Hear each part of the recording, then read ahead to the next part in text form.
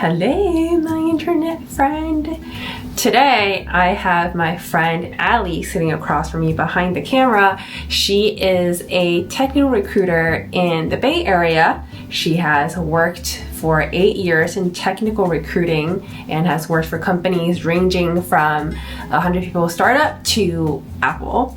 So we're gonna have her look at my resume today and see what she thinks. And on top of that, we're gonna talk about some general tips for resumes. Let's do it. Based on the first draft that I sent you, would you select my resume? Assuming you saw my resume. Yes, assuming that I saw your resume and that you match the skills that I'm hiring for, I would select your resume because it's a good format. It's easy to read. It's well organized. There are no typos.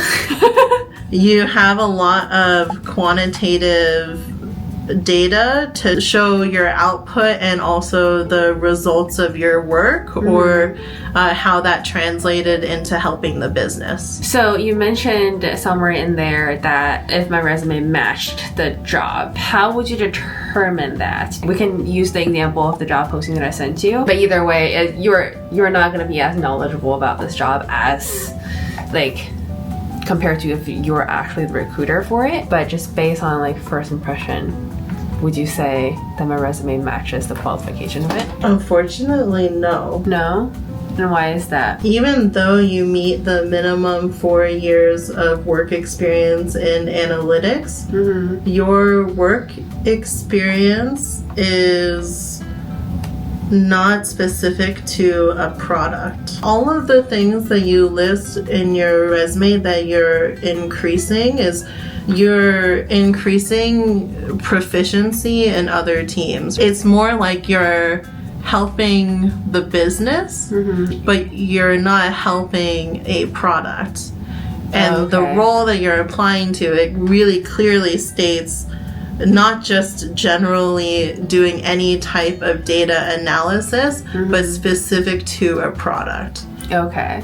So if that's the case, then what suggestion would you have in editing the resume? Because I can't change my past experience now. I did what I did. Should I just reframe my bullet point to I would focus on applying to jobs that are more relevant to your past experience. If you apply for jobs that you're not qualified for, especially at places like Meta, there are thousands of people with the exact qualifications that they're looking for and then some. So if you're making a career pivot, that's why I always ask people if there's any opportunities for them to transfer internally at their current company, because that will be the easiest way to make a shift in your work, because that company already trusts and knows you and knows that you are capable of performing at the level that they would expect, and they're more likely to give you a chance at doing something else. If you really want to find a job specifically in product analytics and you can't do it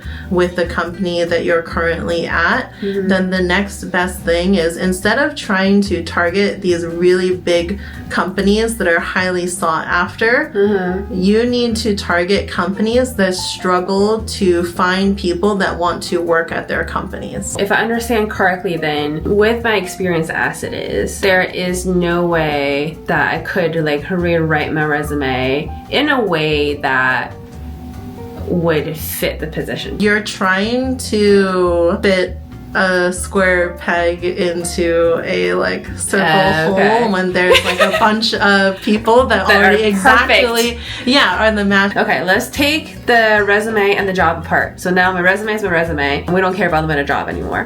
What was good about my resume? I thought it was really well organized. It's very easy to read. So you clearly have at the very top of your resume your name, your contact information, your links to your LinkedIn and your GitHub, and then also it has your city and your state.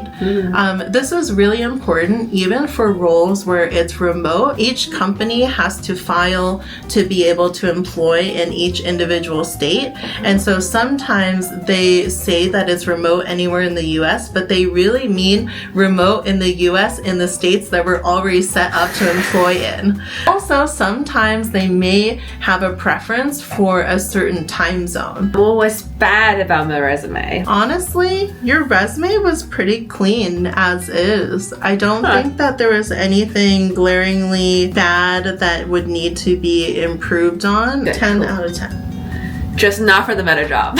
You can still apply. I'm still gonna apply. I'm just Definitely gonna fuck around still and find apply. out. Yeah. Yes, but very With low. low hopes. I think that you did a great job at proofreading your resume. There are so many candidates who unfortunately make really easy typos to catch, and what it communicates is that they don't care enough about their own self-brand. What do you think of icons? Some people put like a project section on their resume, and for each project they will put a link to their GitHub. But obviously putting the full link of the GitHub is hard to read. So they just like put a little icon that's clickable, and the little icon is a GitHub icon.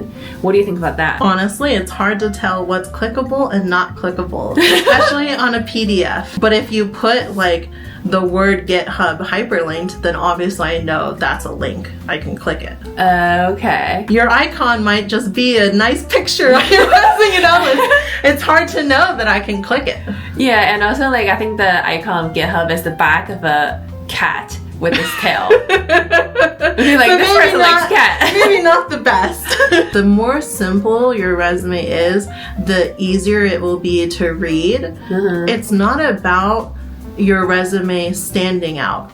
I've never been like, oh my god, that resume with all the icons and the pretty colors, I want that resume. For a recruiter, it's more about, I know the information, the skill sets that I'm looking for the role. So the quicker and the easier I can read your resume to see if you've had those skill sets, the more likely it is that I'm going to take the time to actually look at your resume. Great.